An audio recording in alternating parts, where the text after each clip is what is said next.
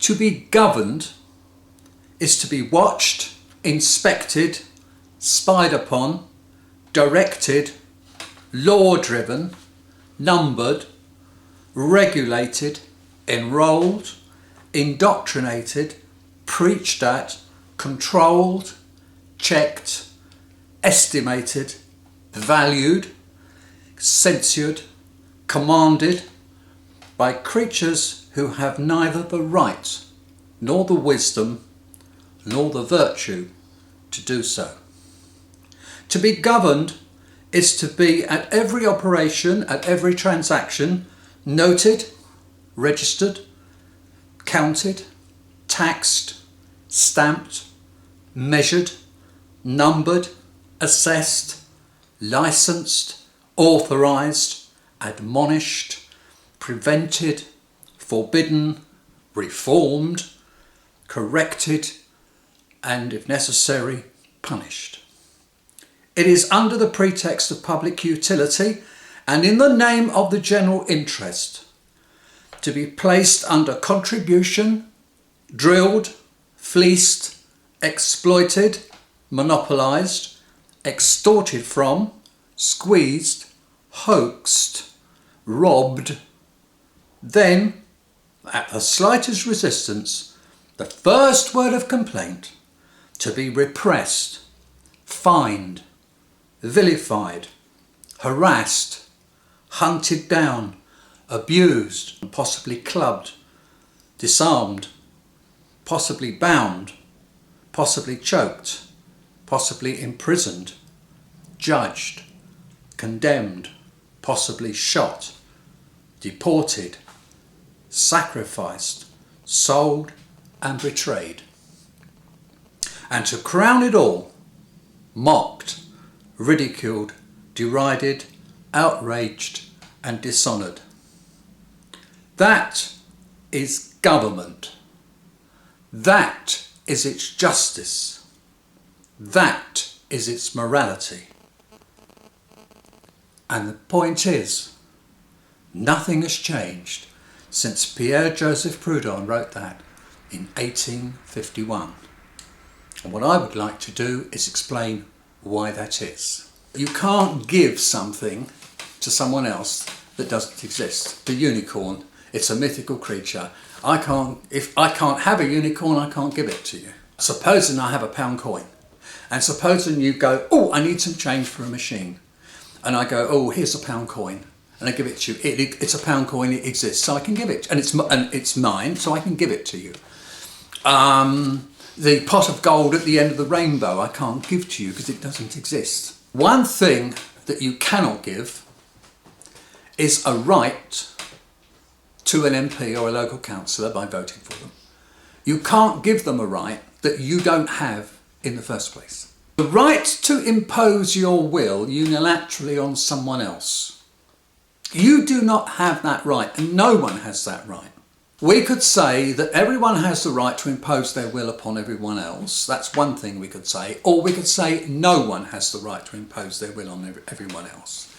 Now, the first case, where everyone has the right to impose their will on everyone else, everyone equally, that is not a recipe for peace. The recipe for peace is the other one, which is where you have not got the right to impose your will on anyone else. My conclusion is that governments believe that they have the right to impose their will on everybody, but it could not have come from anyone who voted for any member of parliament, because the voter doesn't have that right to start with. That isn't a right the voter can confer on an MP. Robbery and taxation are exactly the same thing, and the only difference between the two is in the case of taxation, people say, oh, it's the government doing it.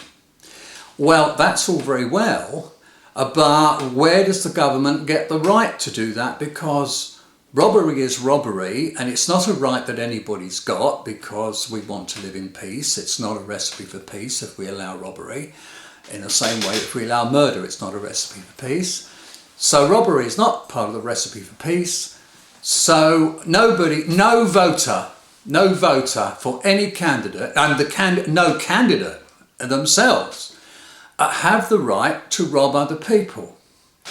So where does that right come from? And the answer is they just assume it. They just assume it. They assume that because they've been voted into Westminster, they can rob people. And it's not just income tax, it's road tax, council tax, TV licence. These are all taxes. National insurance is another tax. Everybody would assume that we have to pay for these things. We have to build roads, we have to maintain roads, schools, hospitals and so on. But the whole point is that we can do that without taxing people. And the point is that twice in history that has been done without taxing people. The first example was in the 1850s when Abraham Lincoln went to the banks in order to fund his part in the Civil War, the North's part in the Civil War, and the bankers were asking for 36% interest on war loans. Abraham Lincoln realised that there was no way that he could put his country into that kind of debt noose. And it was pointed out to him that being the President of the United States and being, and Congress in the United States, being the government, have the right to actually make money. And so that's what he did. And he introduced what were called US Treasury notes. That was their official title. And their nickname was greenbacks because they were printed on one side, but they were green coloured on the other side. And that was in the 1860s. At the end of the Civil War, Abraham Lincoln was shot, as I'm sure we all know, was assassinated. So his idea died with him. In 1914, in this country, in the United Kingdom, a similar-ish thing happened. At the start of the First World War, the banks were saying, we can't possibly fund this. So they actually went to the Chancellor at the time, Lloyd George, and pointed out what Lincoln had done and said, you've got to do the same thing. In order to fund this start-up to the First World War, you have got to produce UK Treasury notes, which he did. What happened was, in 1914, they extended the August bank holiday for 4 days. Instead of being just the one bank holiday, they had 4 days holiday. And at the end of the bank holiday, when the banks opened again, they started issuing UK Treasury notes, which were called Bradburys because they were signed by the Secretary to the Treasury, a guy called John Bradbury. This went on for a few months. I mean, it was money. It was perfectly, perfectly legal. Everybody looked at it and went, oh yeah, that's fine, and started to use it. When the banks were dragged out of the poo, they went back to Lloyd George and said, no, you've got to stop issuing Treasury notes. We can cope now. You've got to take war loans with interest. And I don't know what they said to Lloyd George, obviously because I wasn't there in 1914, but they probably said something like, you do remember what happened to Abraham Lincoln, don't you? Because I think that would have been enough for Lloyd George to have gone, oh yes, I can understand, I've got to stop issuing UK Treasury notes. But the fact was that in times of crisis, both of these mechanisms dug the United States and United Kingdom out of the poo. So there is no reason at all. And by the way, it was introduced in 4 days in 1914 without the benefit of high-speed communications we have today. The idea of a Bradbury or a greenback is not completely alien to what happens today, because if one gets a grant or job seekers allowance or an old age pension, it is the government creating it for you. You don't have to pay it back. If the government is the authority in the land, how come it then has to go, under the current system, how come it has to go cap in hand to banks? It is therefore beholden. The system as it stands means that the government is beholden to banks. If something is beholden to something else to fund it, to borrow from, then it's not the highest. The banks are the highest, because they're the ones that decide ultimately what will and what won't happen. So if we're going to vote, surely we shouldn't be voting for the government. We should be voting for the directors of banks.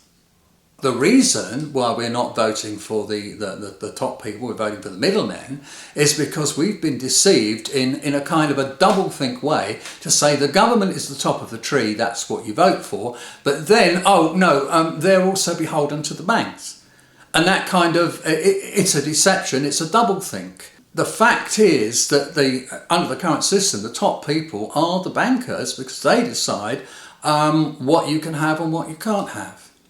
It's not the government that's ultimately making the decision. They're going, quote, cap in hand to banks. The banks are therefore in control. And they are control freaks.